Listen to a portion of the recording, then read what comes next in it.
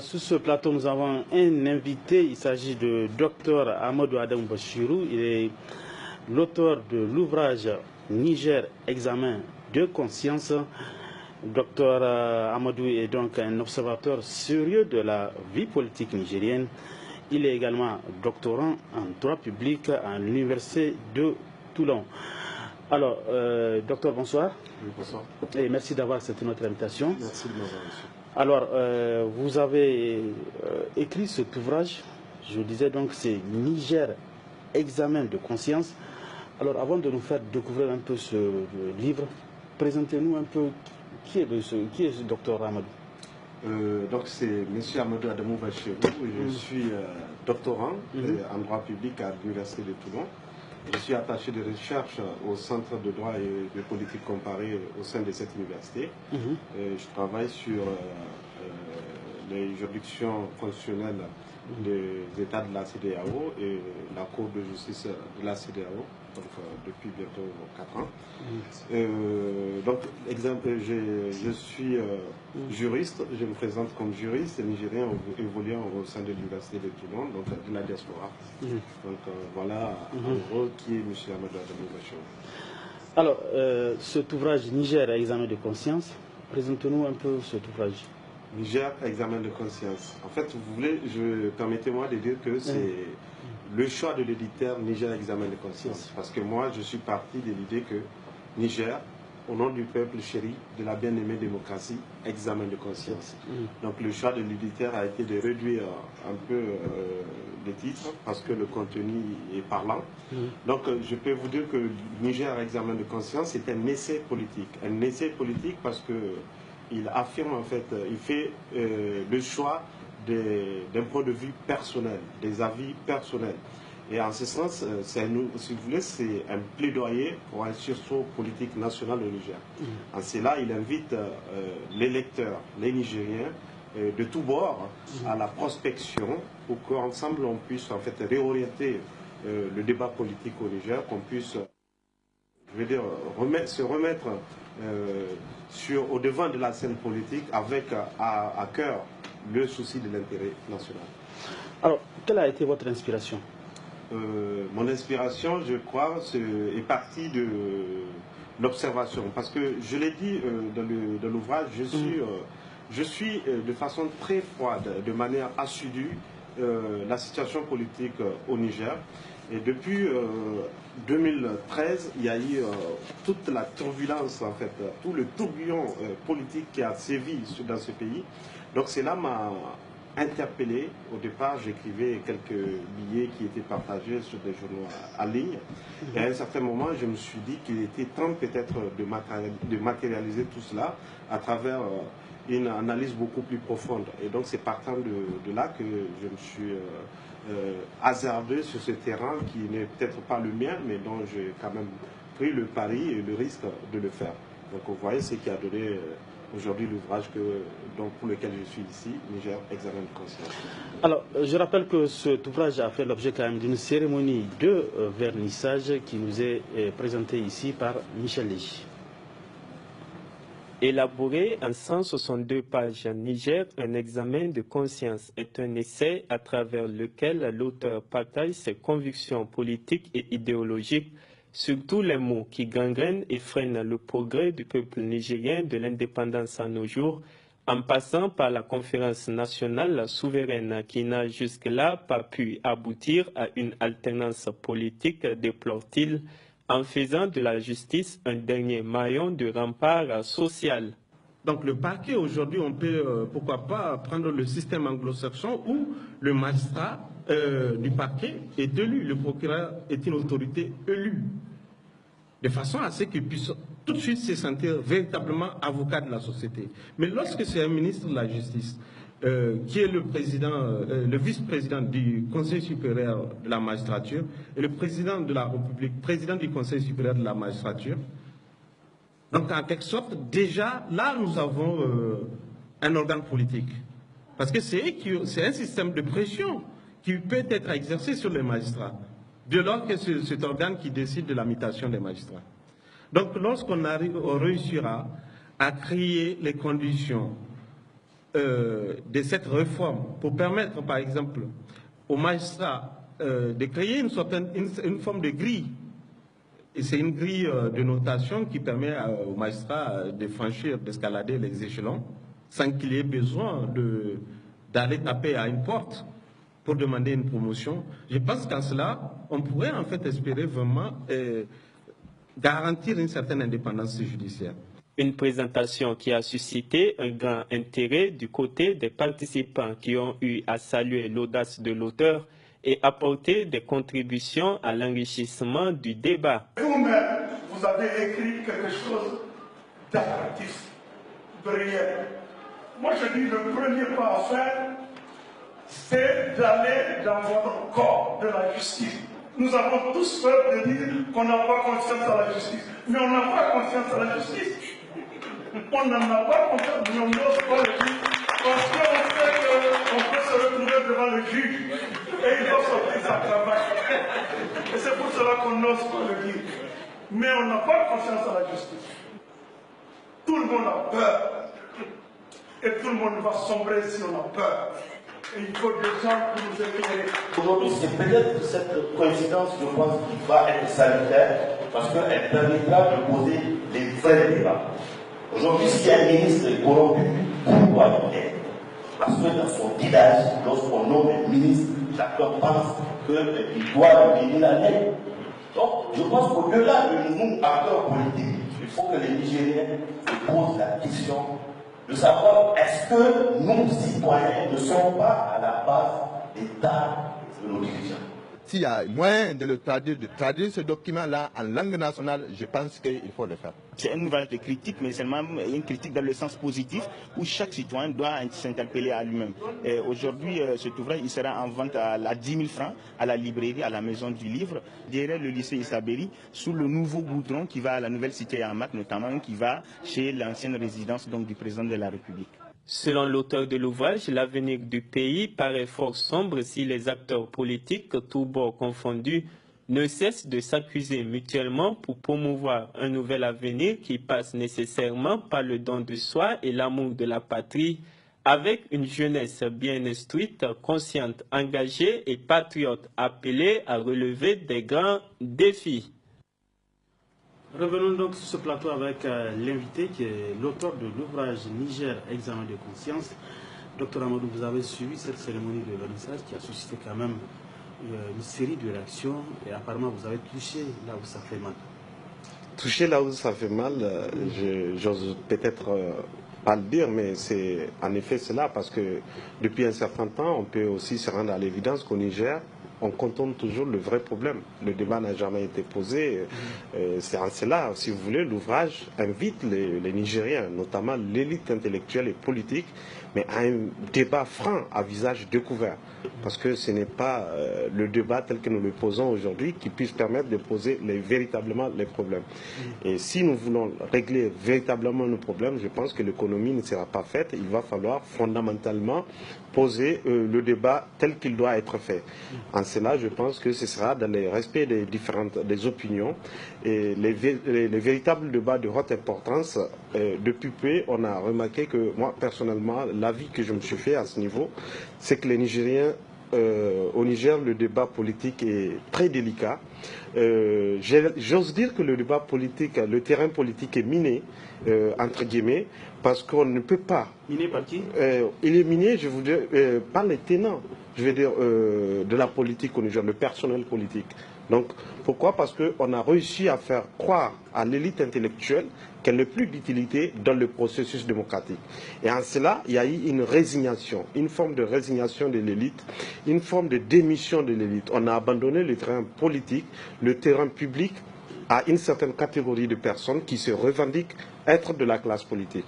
Or, le citoyen, de façon individuelle, peut avoir un mot à dire. Et en cela, il peut aussi avoir ce mot, donc il peut aussi être amené à débattre des vraies questions qui minent la société. Et pour cela, je crois que le citoyen ne doit pas avoir peur d'affirmer ses opinions, dans le respect aussi de l'opinion de l'autre. Et c'est en cela que je crois que l'élite intellectuelle a un devoir un devoir de sensibilisation, un devoir d'éducation, un devoir d'encadrement et un devoir d'information du peuple. Aujourd'hui, le Niger, nous sommes 80% d'analphabètes. Donc, il n'y a que 20% de la population nigérienne qui est constituée de l'élite.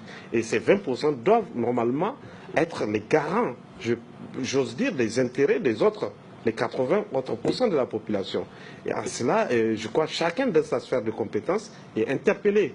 Et à cela s'ajoute aussi aujourd'hui la question qui mine, je pense, le débat, c'est que le débat est tellement délicat que lorsque vous prenez la parole publique, vous êtes tout de suite étiqueté soit d'un camp ou d'un autre, de l'opposition ou de la majorité. Comme si le citoyen à lui-même ne peut pas avoir une opinion. Et c'est en cela que je crois que nous ne devons pas, aujourd'hui, l'élite intellectuelle ne doit pas se résigner, mais plutôt avoir une certaine résilience pour faire face vraiment aux questions de l'heure, parce que le monde est à la croisée des chemins. Aujourd'hui, à l'ère de mondialisation, il est important pour tous les Nigériens de s'associer avec l'effort collectif pour essayer de préserver le patrimoine collectif qui est le nôtre. Alors, docteur, donnez-nous un bref aperçu de l'ossature de ce livre. Tous ceux qui veulent lire quand même Niger, examen de conscience. L'ossature de ce livre, vous savez, je disais que c'est un livre qui fait 162 pages seulement. Donc il est mince. Il comporte plusieurs illustrations qui sont condensées dans 7 chapitres.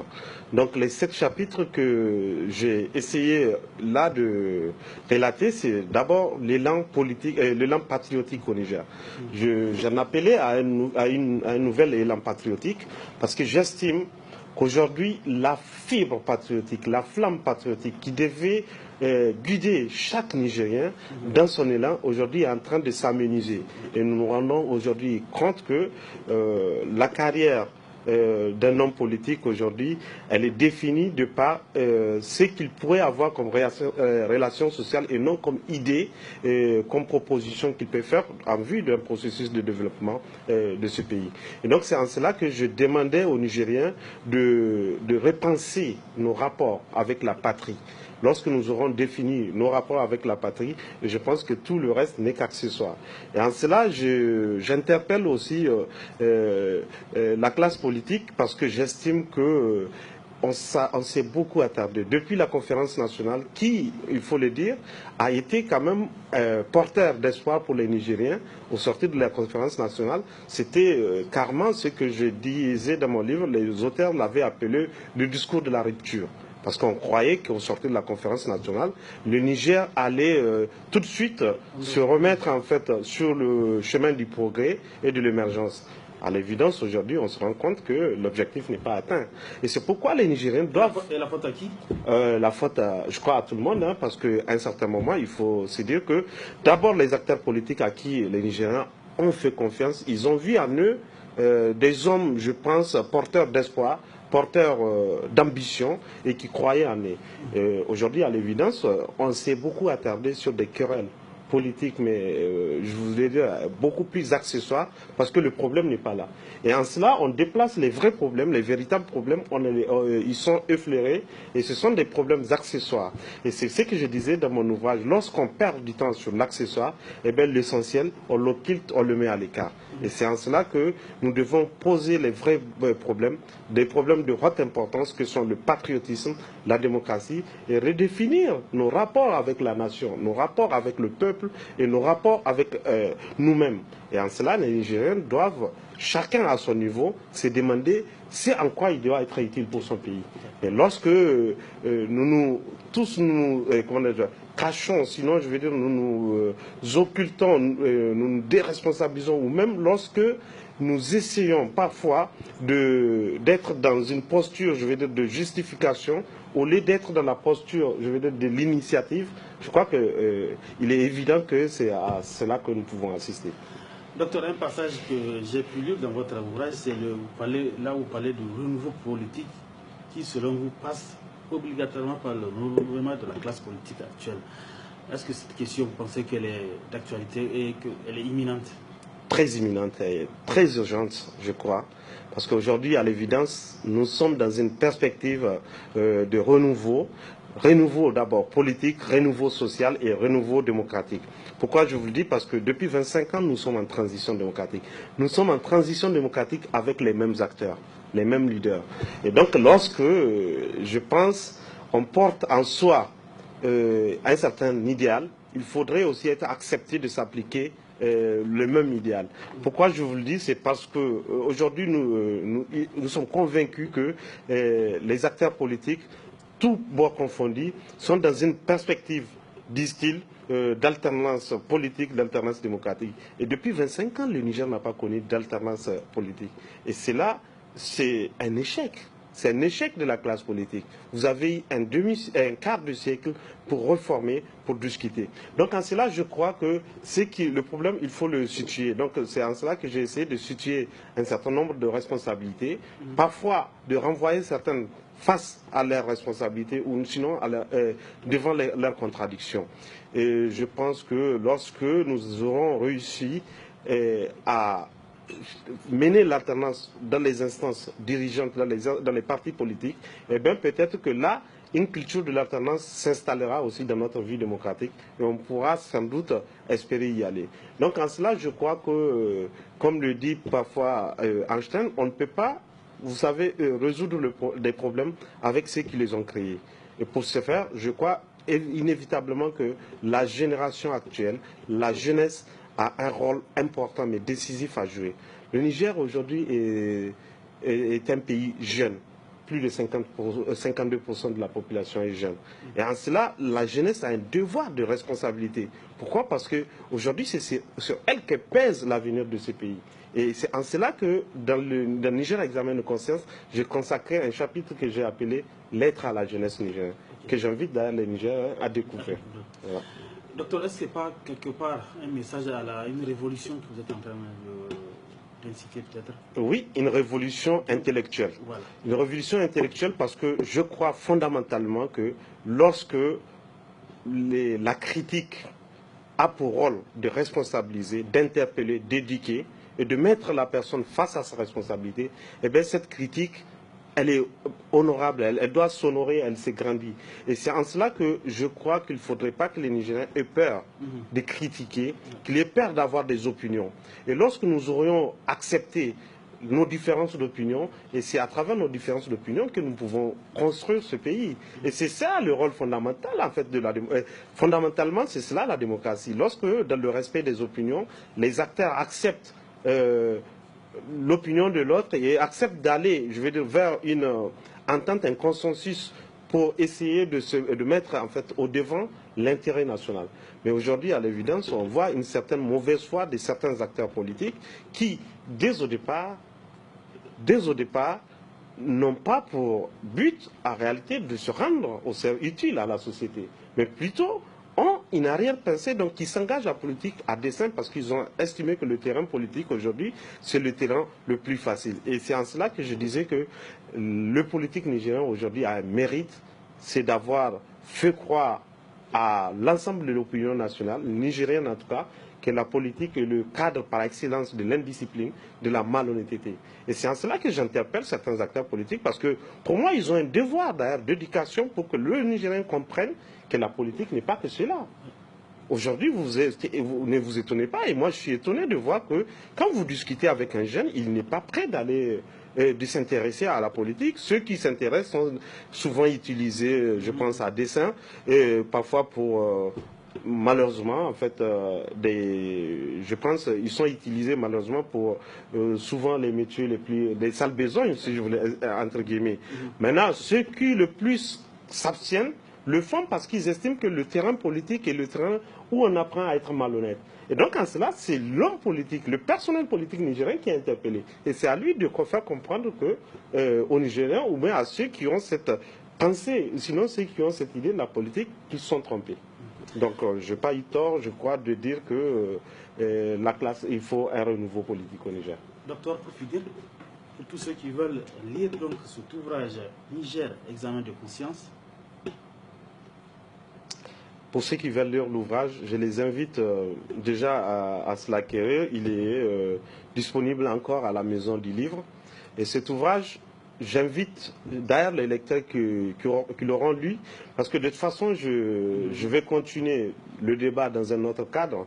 Donc j'inviterai les lecteurs qui le liront à le décortiquer, à les critiquer sur le faux et à les compléter. Donc ensemble, on va certainement, à travers nos divergences, nos différences d'opinion, réussir à porter le débat. Et il faudrait que nous réussirons à élever le débat démocratique dans notre pays, parce qu'aujourd'hui, c'est l'un des premiers défis. Les questions fondamentales de développement ne peuvent se poser que lorsque on est capable de débattre sur des sujets de haute importance et des sujets sérieux. Voilà.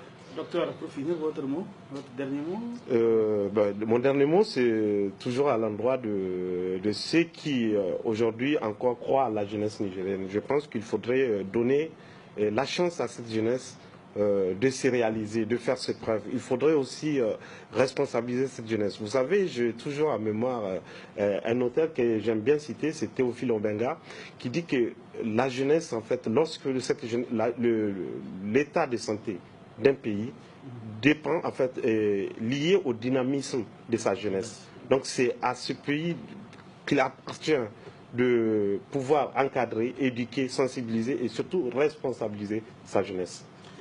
Voilà, merci bien Dr Amadou Bachirou. Je rappelle que vous êtes l'auteur de l'ouvrage Niger, examen de conscience. Un livre donc à lire absolument. Je rappelle que le docteur également il est un observateur sérieux de la vie politique nigérienne et il est doctorant en droit public à l'université de Toulon. Docteur, après cet ouvrage, la suite pour vous? Oui, il y aura un autre exemplaire, mais cette fois-ci qui est sur un volet beaucoup plus axé, volet beaucoup plus juridique et qui incessamment fera son apparition. Voilà, merci bien docteur et bonne chance. Merci.